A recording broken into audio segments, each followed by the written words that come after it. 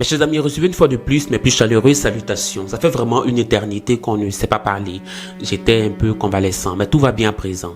Il y a quelque temps, vous avez sans aucun doute suivi ceci. Ce député qui a pris la parole, c'est un militaire, il me semble, du moins dans le passé.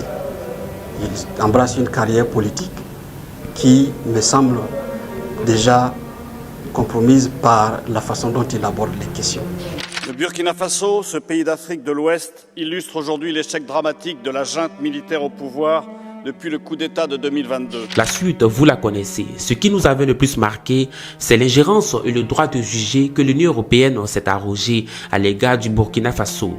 Il n'a pas fallu une éternité pour qu'un homme prenne l'initiative de rappeler cette institution à l'ordre. C'est d'autant plus marquant que ces propos viennent d'un religieux et pas de n'importe lequel, le cardinal Robert Sarah.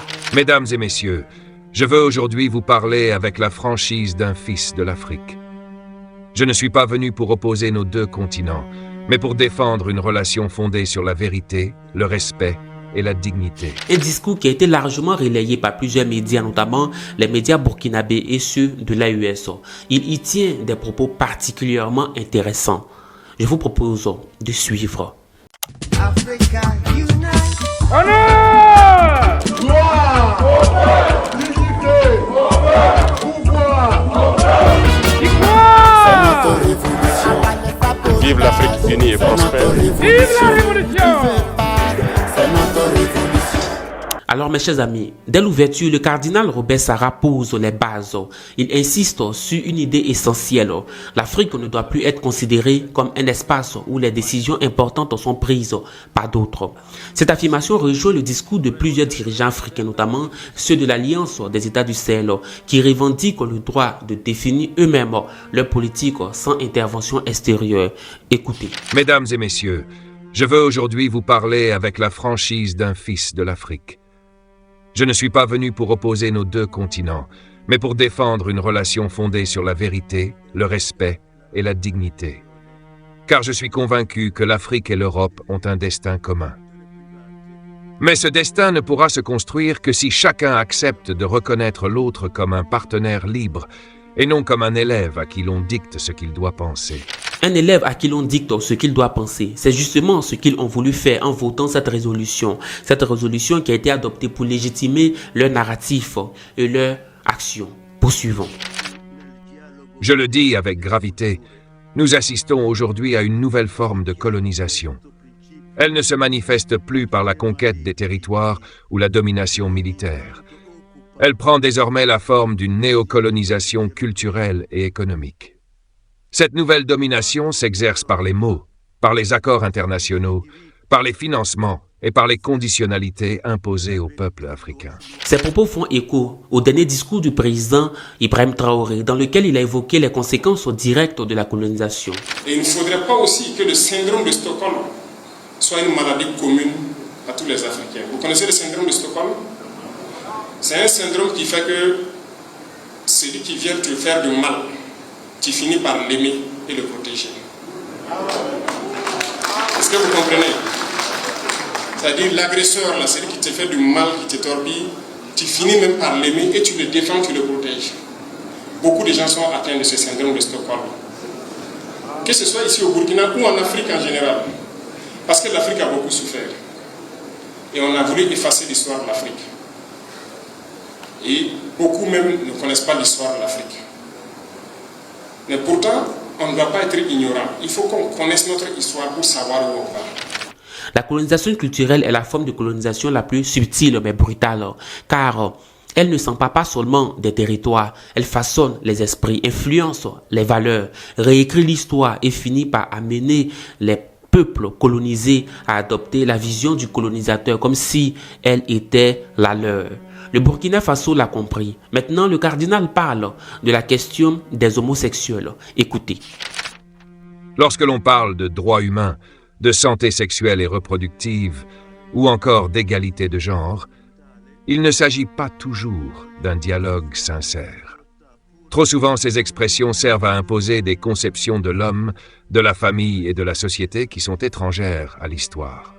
à la culture et aux convictions profondes de nombreux peuples africains. Ce point fait particulièrement écho à la résolution de l'Union européenne contre le Burkina Faso, d'autant plus qu'au cours du vote de cette résolution, plusieurs députés européens ont pointé du doigt la situation des personnes homosexuelles dans le pays, estimant qu'elle constitue l'un des motifs de leur critique.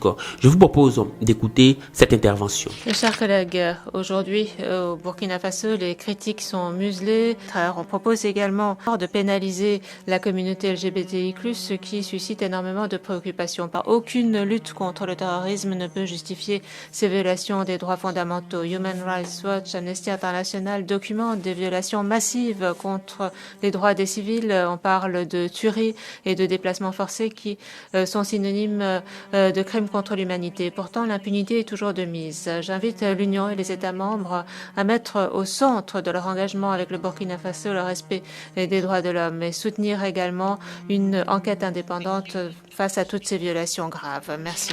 Les choses sont bien claires. Le cardinal Robert Sarah est connu comme étant fermement opposé à l'homosexualité. Bref, le passage consacré à l'Ouganda est également révélateur. Je refuse que l'on utilise la coopération internationale comme un moyen de pression. Lorsqu'une aide financière, un partenariat économique ou un accord commercial est conditionné à l'adoption de certaines réformes idéologiques, nous ne sommes plus dans la solidarité. Nous sommes face à une logique de domination.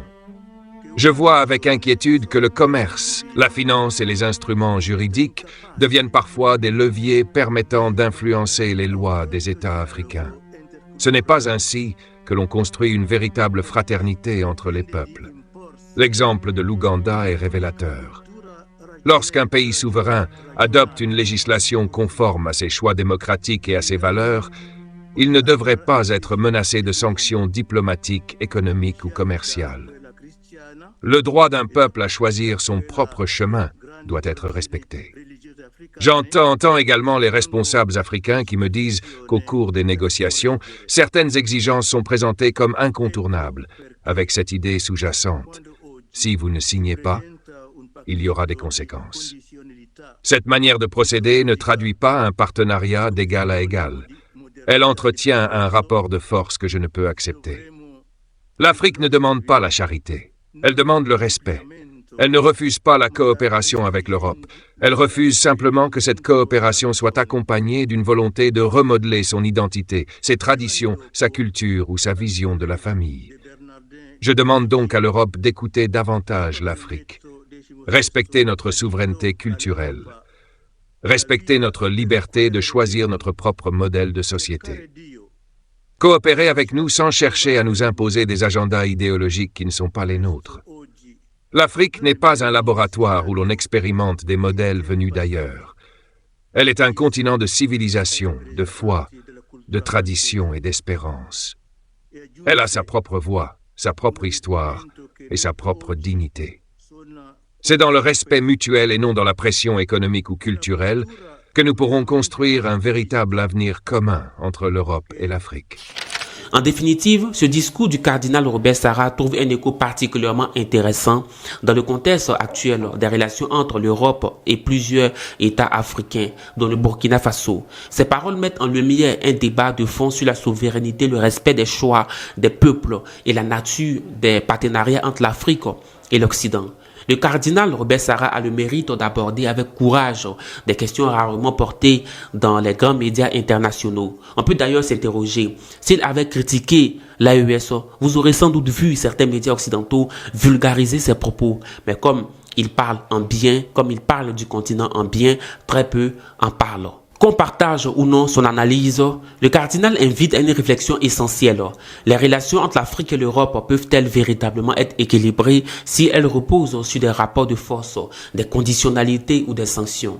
C'est une interrogation qui dépasse largement le seul cas du Burkina Faso. Merci au cardinal Robert Sarah d'avoir porté cette voix devant les institutions européennes. Son intervention rappelle que l'Afrique n'est pas seulement un espace géographique, mais un continent qui revendique son droit à choisir librement son destin, ses valeurs et son modèle de développement.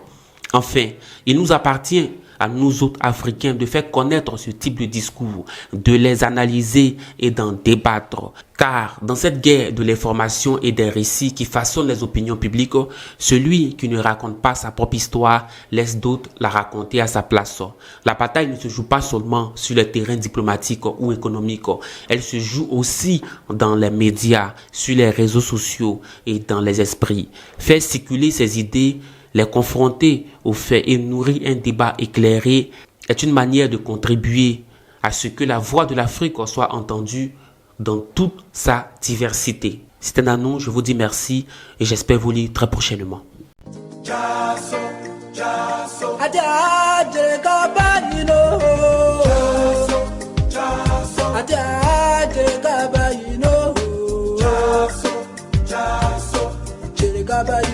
Jerikaba, you know.